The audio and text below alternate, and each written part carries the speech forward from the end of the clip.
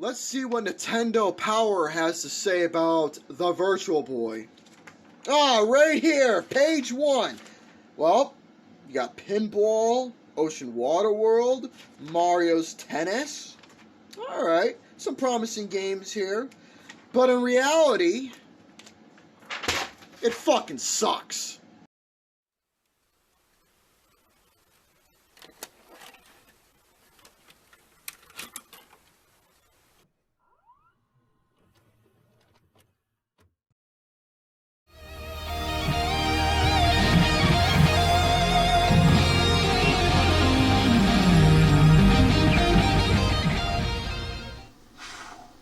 It's amazing to me that all those years ago, if you wanted information on how to complete a game, you had to order magazines up to specifically read instructions, details, to understand exactly where you need to go, what placement, what power-ups, what abilities, and what you need specifically to not only pass a set level that you are on and been stuck on for quite some time, but in order to advance the game and make your said character powerful, you gotta look at video game magazine books.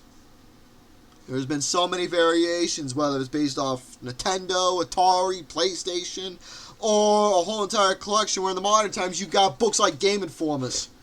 Whenever I read these Game Informers, I see nothing about a game called Game Over. Every time I die in a game, I get game over, fatality, fuck you, kiss my ass, lick my nuts, all that stuff whenever I play a game. Nothing says game over anymore.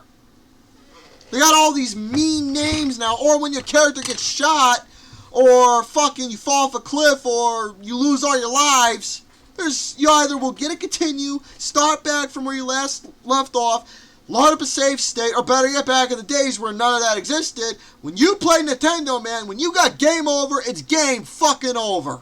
You start all the way back at the very beginning and play it like a fucking man! But in this instinct, virtual reality ends up becoming a thing. The Virtual Boy. One of Nintendo's newest gimmicks that was going to be the hottest thing, expanding the whole entire life realm of what gaming is and what will be. A big pair of fucking goggles where you put your face in there and you see through red and black color scheme screens. And you play a game like Mario's Tennis, Pinball, Ocean World, or some other game that this fucking thing consisted of. You put it in there, you play it for like maybe 5-10 minutes, then after that, you'll get a headache. Fast forward to the modern world. The whole entire concept of virtual reality has really came into effect, and the landscape has changed a lot. Because there's a thing called the Oculus Rift. Just another big pair of head goggles, but instead of it being a big fucking spaceship looking thing, it actually looks like goggles whenever you go swimming or whatever. You put that on, it's got the nice band around your head, you're given the little gimmicks that you're using to play the game, you're looking around, you're moving ahead, or whatever genre it is, whether it's a hike game, roller coaster, or horror. I played with the Oculus Rift before. The son of a bitch is fun. Expensive, but it's fun. But what about the idea of being transported into a real-life video game that instead of the game coming out to you, you're going to the game? Why? Because you are on a rescue mission to save your family member, bring him out of the game, shut it down so it won't cause any global domination. Well, if the idea of going into a video game, like legitimately going into the video game itself, if that was a real thing, that would be interesting, but no. The idea is there, but it just didn't work. So, Spy Kids 3D Game Over. Oh joy, what a time to relive watching this film again. I'm sure there's going to be people in the comments section, if they feel obligated to comment on this little tape here of me talking about this movie, they're probably going to say, oh, I love Spy Kids 3D Game Over. It was part of my childhood. I love the Spy Kids movies. They're nostalgia. They helped me benefit my childhood, and so on and so forth, etc. I was one of those people to where back then I didn't love this movie, and now I still don't really care for it. Why? Well, let's see what the story is about. Juni Cortez is now an ex-spy agent, he likes to claim and says. He's now a private investigator where he's earning his allowance of $4.99. quite a bit of money for just telling some kid that a water park's closed, you're finding toys, or you're fucking rescuing animals from the tree, or if you're helping somebody tie their shoes. Yeah, not bad for $4.99 of a reward. So he's been contacted by President George Clooney to return back into the OSS to rescue his sister Carmine from a video game called Game Over that's ran and developed and created by the toy maker, who is played by none other than Sylvester Stallone himself. Oh, joy seeing him. Junie, along the way, meets some beta players while progressing into his journey. He asks them for assistance to reach level 4 along with another player named Demetra, who helps, guides, and assists him as well. So basically, he has to rescue his sister, leave the game, prevent the toy maker from leaving the game and creating exactly what I said, global domination. But Grandpa was brought in. He has a little history with the toy maker. He either wants to fight or, most of all, exchange some words with him and tell him exactly how he really feels, give him a piece of his mind. Yeah, nice little story this movie has, right? Well, I'm just going to try and keep my thoughts short, simple, and straight to the fucking point. The idea is there. Taking non-fiction and fiction and blending it together. Being put into a video game. Going off against fucking pogo toads. Racing. Fighting as robot warriors. Doing fucking Mortal Kombat type battle. You know, going in lavas and racing against time to get to the end level and fight off against a lot of monkeys. Yeah, robot monkeys specifically. Sounds like a really fun game where the game itself, just looking at it, is just nothing more but a bunch of hullabaloo. There was a few cool things in the film. The Robo Battle was watchable, and so was the Mega Race.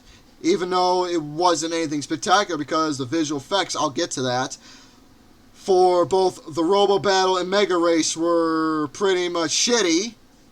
At least those two scenes were watchable and you can say fun.